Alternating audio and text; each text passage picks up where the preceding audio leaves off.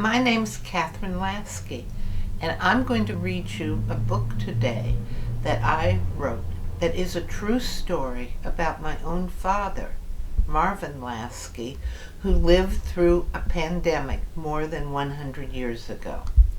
The book is called Marvin of the Great North Woods, and the pictures are by Kevin Hawkes. After his great-aunt Sadie died of the influenza, Marvin's mother and father decided to send him away from the city to keep him safe. Marvin heard them talk it over with Uncle Moishe and Aunt Giza one night as he sat hidden on the staircase. How will he get along in a logging camp? A boy of 10 all by himself? Asked Aunt Giza. I want him to live to be a man, said Mama quietly. He must go. But Marvin's very small for his age, said Uncle Moishe. He won't even be able to lift a saw. Marvin glowered and huddled closer to the wall. He's got a head for numbers. He'll keep the books, said Papa. Marvin knew that he was good at math in school, but a logging camp? I've already talked to my friend Mr. Murray at the camp up north, Papa continued. Marvin should go right away.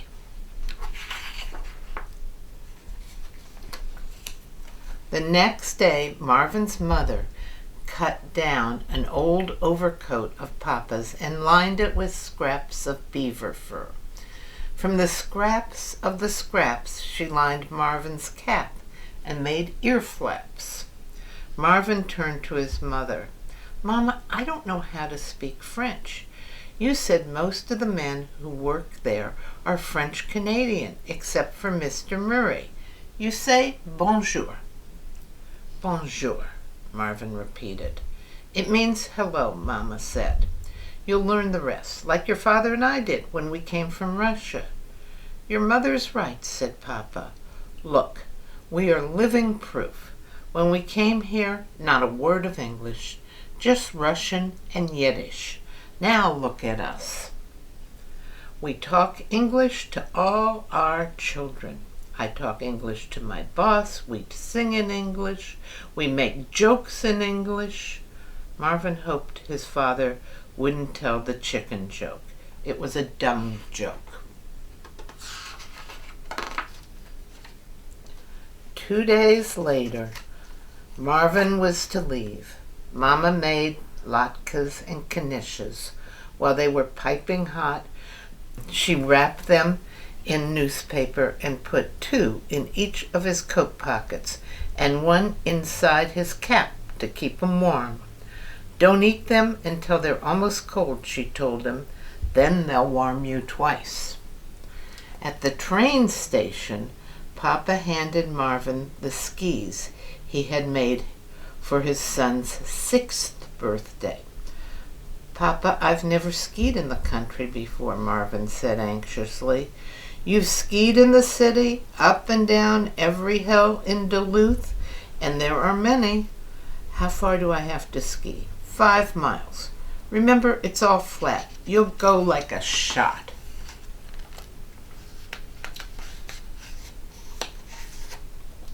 The train pulled out of the station, and the glass grew foggy with Marvin's breath as he said soft goodbyes through the window. Would his family be all right until he came back home in the spring? He wished he could take his sisters to the logging camp to keep them safe from the influenza too. He saw them all there on the platform, Mama, Papa, his 2 big sisters, his 2 little sisters, bundled in their coats, waving. As the train moved away, the little sisters blurred into the big ones. The big sisters blended into Papa and Mama. They were all one bundle, waving goodbye to him. Marvin alone on the train, going far, far away to the great north woods. Marvin ate his first latke when the train stopped in Floodwood. It was almost cold. An hour stretched past, and Marvin ate another latke, then another. Outside, the land stretched white until it reached the trees. The dark band of the forest rested on the horizon as the train sped through the white world of the north.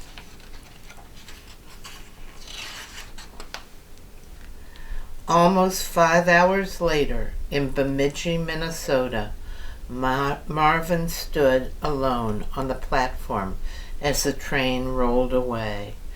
Beyond the depot, a road ran straight and flat to where the white landscape met the forest. Marvin felt small, very small, and the road looked like it went on forever. He thought of the big waving bundle on the train's platform back in Duluth. What were they doing now, his sisters, his mother, and his father?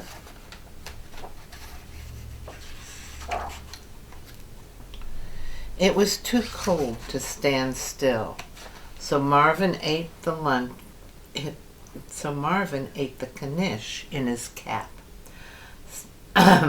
strapped on his skis, and started for the shadowy thread on the horizon.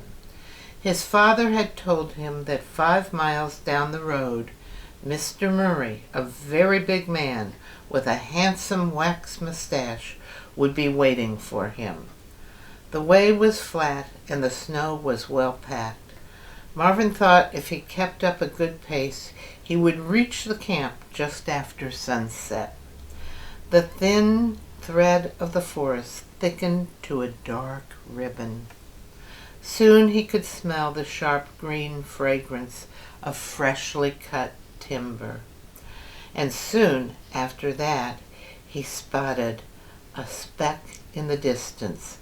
The speck grew into a smudge. Before long, the smudge wore a muffler and a fur hat. Between the top of the muffler and the bottom of the hat, a huge mustache bristled with frost. "Come along, boy." Mr. Murray turned his snowshoes toward the camp at the edge of the forest. "I'm likely to freeze my derriere off." That's French for bottom. So Marvin thought, now I know 2 words in French. I can say, "Hello, bottom." As they entered the camp, the longest shadows Marvin had ever seen stretched across the snow. He realized with a start that the shadows were the lumberjacks walking in the moonlight. He could smell hay and manure and saw the silhouettes of horses stomping in a snowy corral.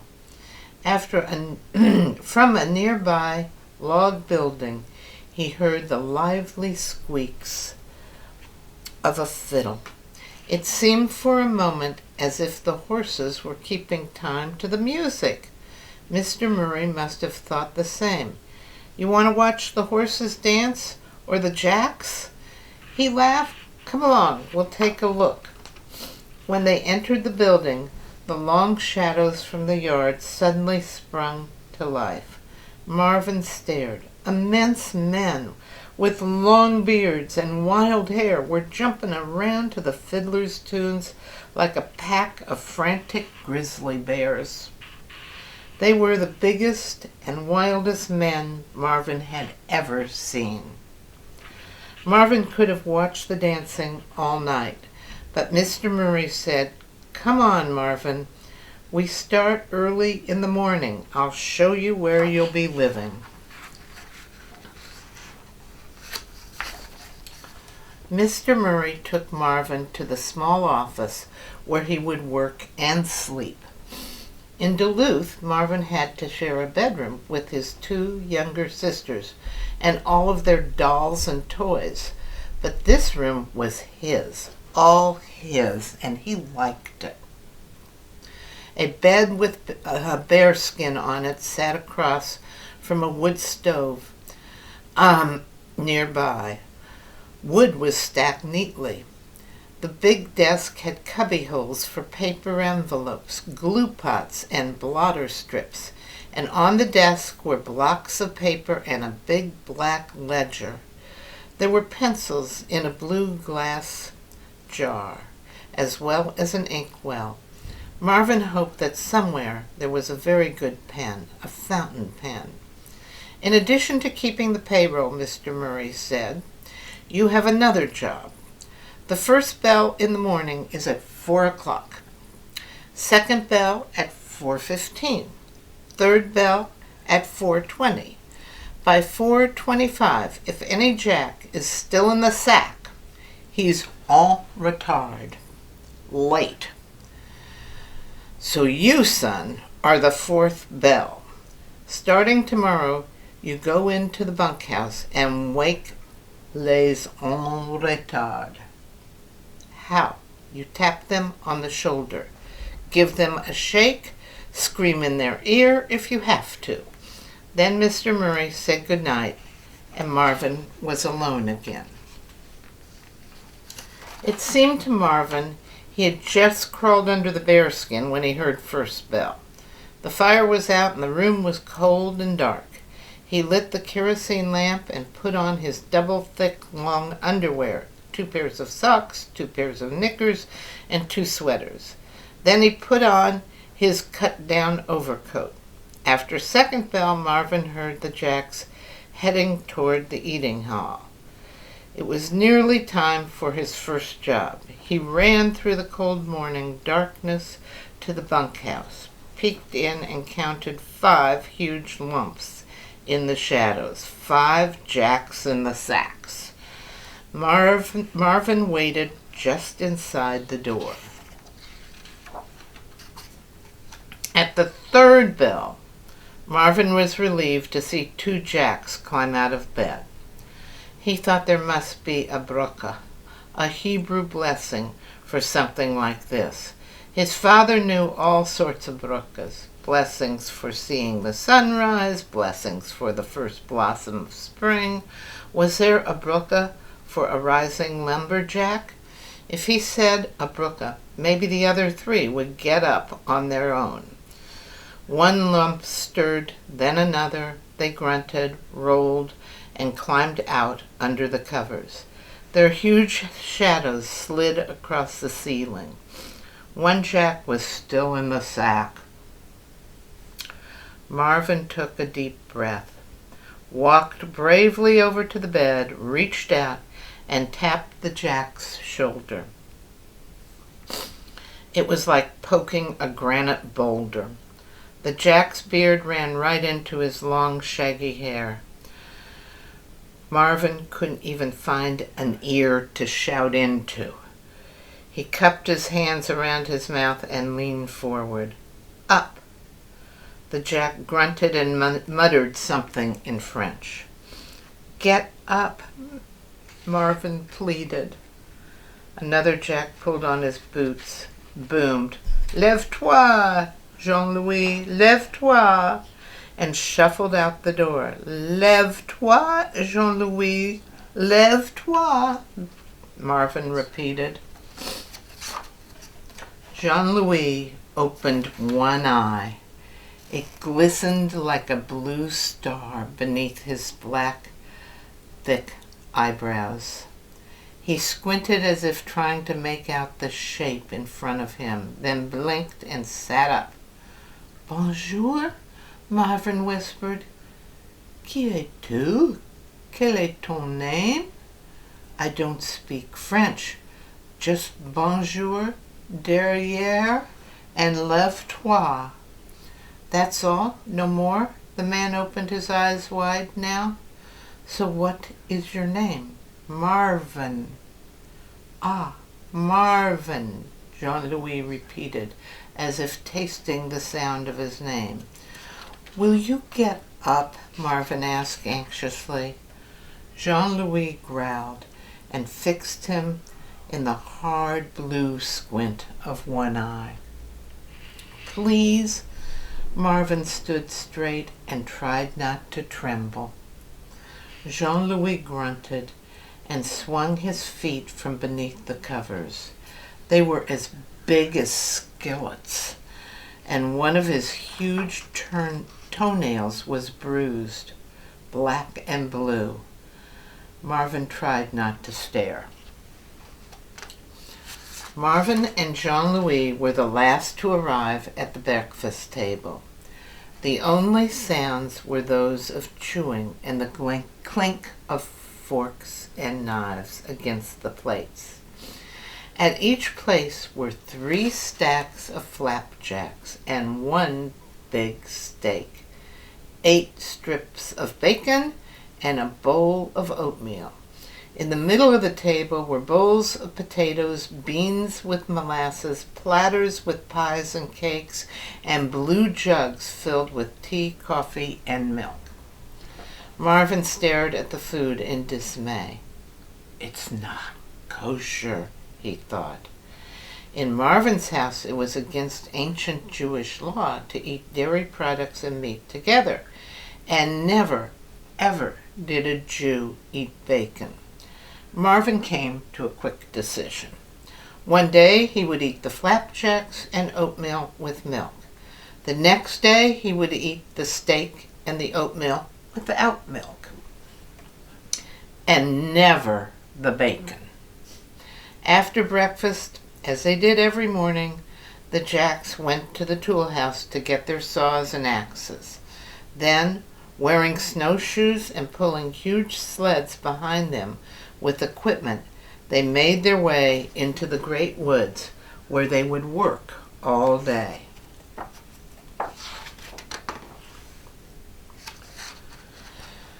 Marvin went to his office after breakfast. Mr. Murray was already there, setting out Marvin's work.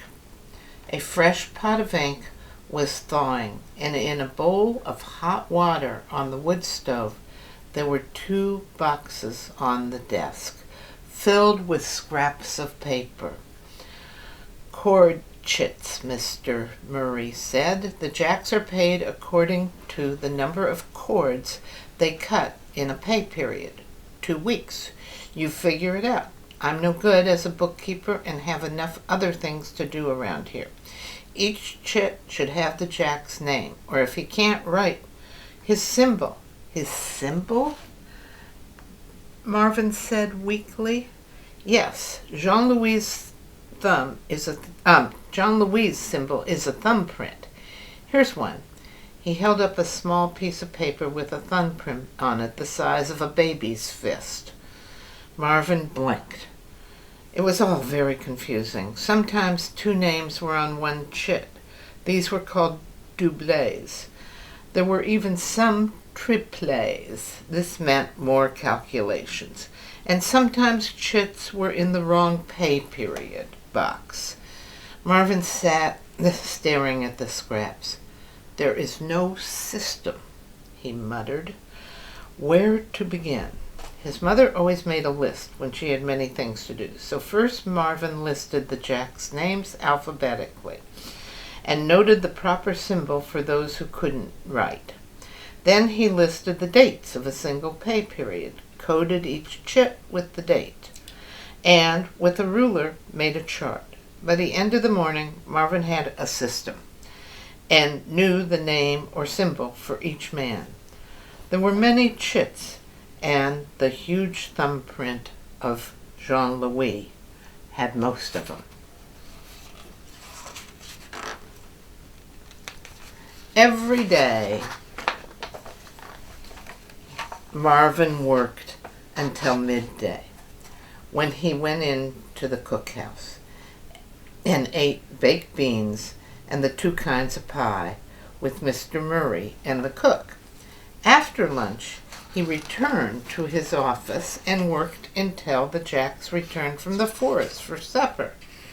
By Friday of the second week, Marvin had learned his job so well that he finished early. He had not been on his skis since he had arrived at the camp. Every day, the routine was simply meals and work, and meals and work. Marvin kept to his office and away from the lumberjacks as much as he could. But today he wanted to explore, so he put on his skis and followed the sled paths into the woods. He glided forward, his skis making soft whisking sounds in the snow.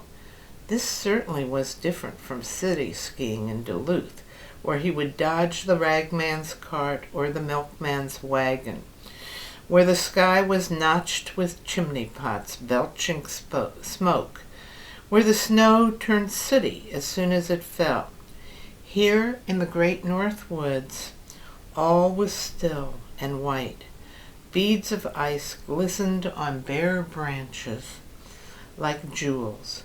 The frosted needles of pine and spruce pricked the eggshell sky, and a ghostly moon began to climb over the treetops. Marvin came upon a frozen lake with snow which lay in a circle of tall trees like a bowl of sugar. He skimmed out across it on his skis, his cheeks stinging in the cold air, and stopped in the middle to listen to the quietness. And then Marvin heard a deep, low growl. At the edge of the lake, a shower of snow fell from a pond. A grizzly bear? Marvin gripped his ski poles. A grizzly awake in the winter? What would he do if a bear came after him? Where could he hide? Could he out-ski a grizzly? Marvin began to tremble, but he knew that he must remain still, very still. Maybe, Marvin thought desperately, the grizzly would think he was a small tree growing in the middle of the lake. He tried very hard to look like a tree, but concentrating on being a tree was difficult because Marvin kept thinking of the bundle on the train platform. His mother, his father, his two big sisters, his two little sisters. He belonged in Duluth with them, not in the middle of the great north woods with a grizzly. The hot tears streaming down his cheeks turned cold, then froze. When another tree showered snow, Marvin, startled, shot out across the lake. As he reached the shore, a huge shadow slipped from behind the tree. The breath froze in Marvin's throat. In the thick purple shadows he saw a blue twinkle. "Ah, Marvin!" Jean-Louis held out a glistening axe in one hand. He looked taller than ever. "I marked the tree for the next cutting season." He stepped closer to the trunk and swung the axe, and snow showered at Marvin's feet. "Oh, mon petit! You cry!" Jean-Louis took off his glove and rubbed his huge thumb down Marvin's cheek. "You miss your mama, your papa." Marvin nodded silently. "Jean-Louis," he whispered. The huge lumberjack bent closer. "I thought you were a grizzly bear." "You what?" Jean-Louis gasped. "You think I was a grizzly?" And Jean-Louis began to laugh, and as he roared, more snow fell from the tree, for his laugh was as powerful as his axe. As they made their way back to the sled paths, Marvin heard a French song drifting through the woods.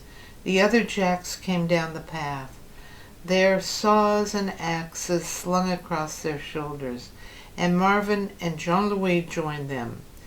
Evening shadows fell through the trees, and as Marvin skied alongside the huge men, he hummed the tune they were singing. One day followed the next. Every morning in that time, when night had worn thin but the day had not yet dawned, Marvin shouted, "Up, lève-toi, to Jean-Louis. Together they would go to the dining hall, where one day Marvin would eat steak and oatmeal without milk. The next day he would eat oatmeal with milk and flapjacks, but no steak. Jean-Louis always ate the bacon and anything else Marvin left. And every afternoon after that, Marvin would finish his work well before sunset and ski into the woods. Although the worry that his family might catch the terrible sickness nagged at him constantly, when he was in the woods, his fears grew dim in the silence and shadows of the winter frost. And every day he would fall in beside Jean-Louis as the Jacks returned to camp, and he would hum the French song that Jean-Louis told him were about beautiful women in the far, far north, or a lonely bear in its den, or a lovely maiden named Go-With-Clouds. At night, after supper was done, Marvin learned the Lumberjack songs and how to play their games, the ones he could manage, like axe throwing. A Jack would heave an axe from 30 paces at the tail end of a log for Marvin. They moved the mark up to 10 feet. The Jacks challenged each other to barrel lifting and bucksaw contests, but Marvin was too small for those. He was not, however, too small to dance. Sometimes he danced on the floor, and sometimes Jean-Louis lifted him, and Marvin did a little two-step right there in his stocking feet on the shoulders of the big lumberjack. In April, 4 months after Marvin had arrived at the camp, the snow began to melt. Mr. Murray said to Marvin, "I promised your parents I'd send you back while there was still enough snow for you to ski on. Every day it grows warmer. You better go before you have to swim out of here. I'll send your parents a letter to say you're coming home, but I don't know what I'll do for a bookkeeper." So it was planned that Marvin would leave on the last day of the month. When that day came, he went to the bunkhouse to find Jean-Louis. "Ah, Marvin!" Jean-Louis tasted Marvin's name as he had the first time he had ever said it, as if it were the most delicious French pastry in the world. "I have something for you, mon petit." He got up and opened the chest at the end of his bed. "You are a woodsman now," he said, and handed Marvin a brand new axe. The head was sharp and glinting. The handle glistened like dark honey. "Merci, Jean-Louis, merci beaucoup," Marvin whispered. Jean-Louis went with Marvin all the way to the train station.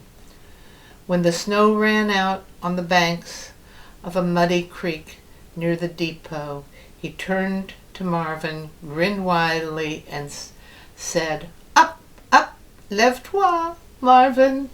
The giant of a man swung the small boy onto his shoulders, skis and all, and carried him across to the opposite bank.